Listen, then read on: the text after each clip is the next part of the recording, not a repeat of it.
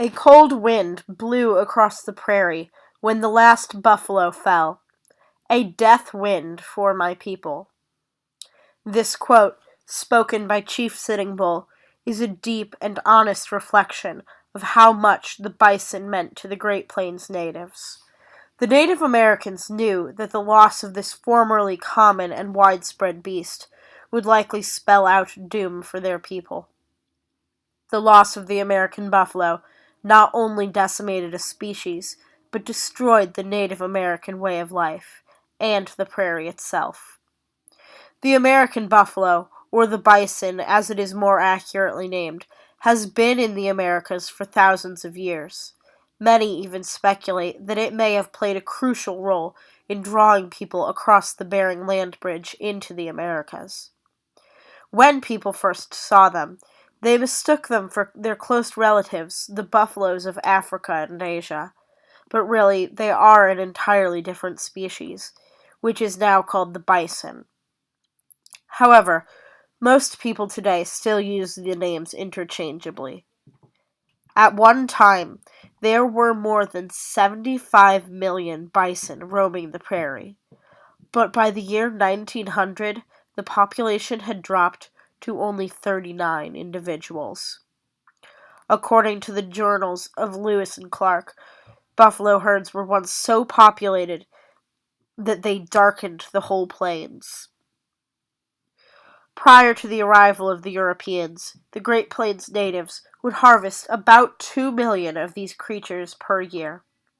While this may seem like a large number of animals now, one must take into consideration that at the time the population was thriving, and that these numbers reflected the hunts of all of the Great Plains tribes. Every one of these animals would be used to its very fullest potential, with as many parts being used as would be possible. Their meat would be used for food. None of the meat would go to waste, because anything that was not eaten right away would be dried out and made into jerky, which would be very useful when the natives were traveling and could not stop to hunt. Their hides would be used to make clothes, teepees, or leather. Lastly, the thick, woolly hair of the bison would be used to line the coats and shoes, stuff pillows, or woven and wound into ropes. More examples could be the use of bones to make tools such as sewing needles, or the use of horns as drinking vessels and being part of the ceremonial headdress. Not only did the Native Americans use the buffalo for survival, they also played an important role in their religious ceremonies. One example of how the natives would use every part of the animal in their religious ceremony is their famous tobacco peace pipe, which is traditionally made from the bone of an American buffalo. In Joseph Campbell's The Power of Myth, he recounts a Blackfoot tribe legend in which a girl mistakenly promises to marry a buffalo. When her father comes to look for her, the herd tramples him and kills him.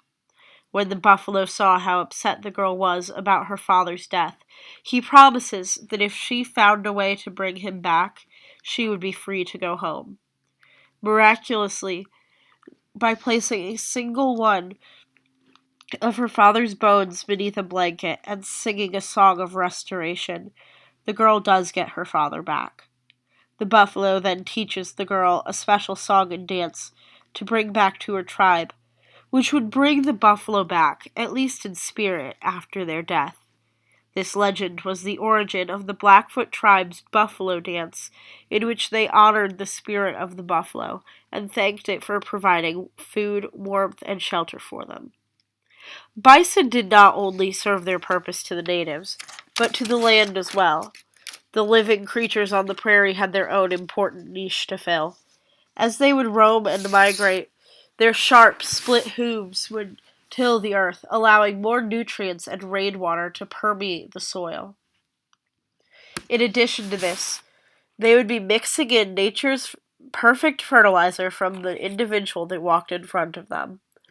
The bison would also do their parts in keeping the plant life on the prairie balanced.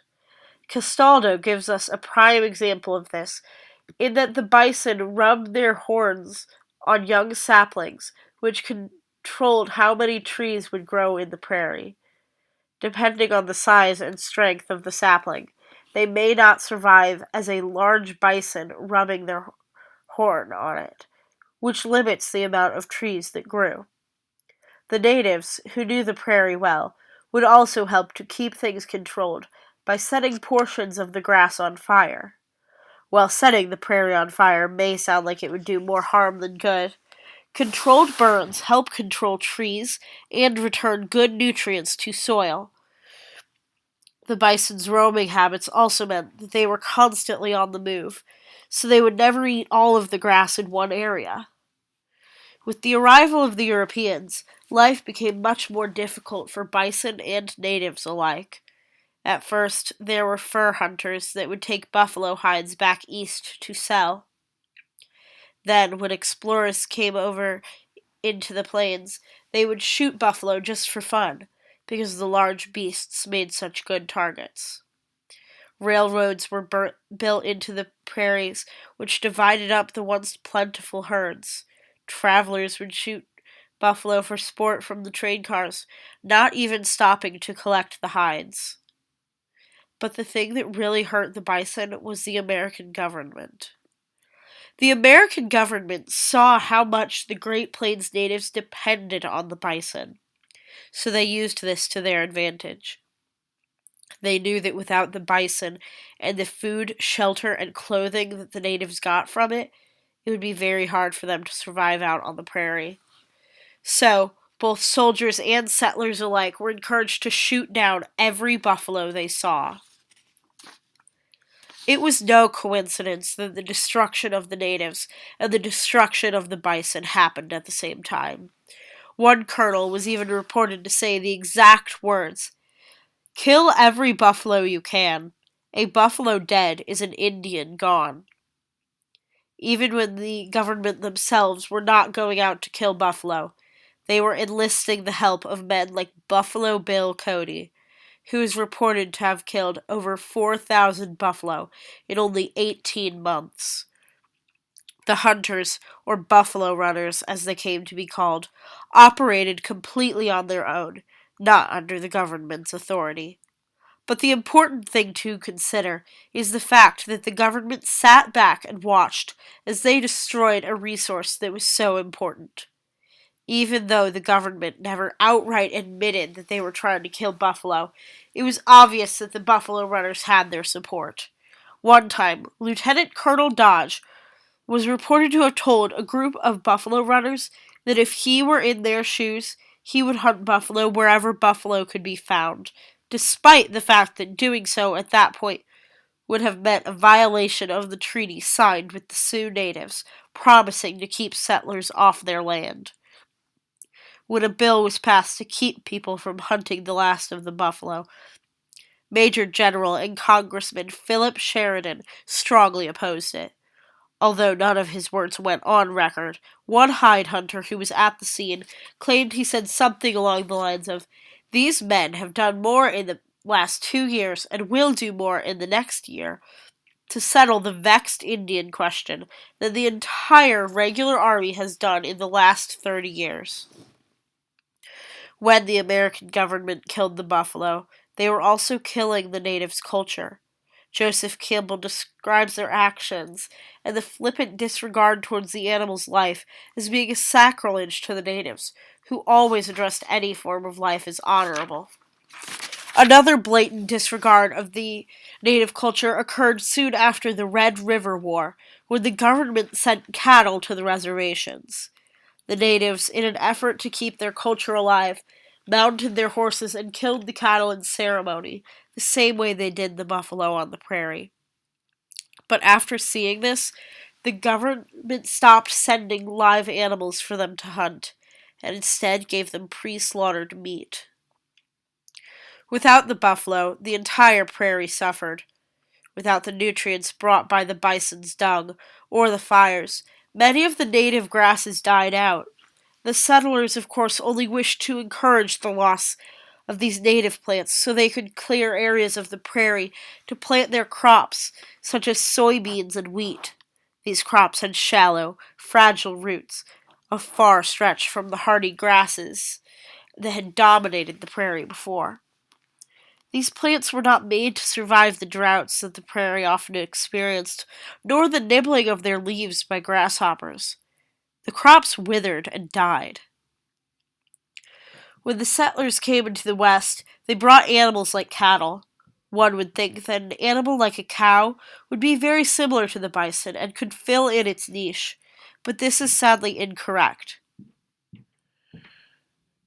Bison's teeth evolved with the grass, not pulling them out from the roots. The cattle that the settlers brought in did not do the same, and would rip grass out, leaving only dirt behind. These animals have been able to make an amazing comeback, possibly one of the most impressive in all species, but it is unlikely that they will ever return to the massive population that they once had. Over time, the U.S. government has tried different laws and bills to protect native animals such as this, with varying success. Congress tried to pass a bill in 1785 that would have made it unlawful for any person who is not an Indian to kill, wound, or in any manner destroy any bison cow of any age found at large within the boundaries of any territories of the United States. However, the bill was vetoed by President Ulysses S. Grant. For many years, the only thing that was keeping the bison from going totally extinct was private zoos and farms. The first time that Congress had some success helping these creatures was in 1902, when they appropriated funds to bring 21 captive bison to a corral in Yellowstone Park, along with the 23 individuals that remained wild in Yellowstone. Later, in 1907, a private bison owner named Michael Pablo sold his Flathead Indian Reservation herd, which counted over 700 animals, to the Canadian government. A year later, that same Flathead Reservation area would be used to establish the American Bison Range. President Theodore Roosevelt, with the help of the National Bison Society, used private donations to buy 34 bison. They were brought to this reserve. In 2016, President Barack Obama made the bison one of America's national animals. Today, the population has grown to over 150,000, but it has little chance of returning to the size it once had.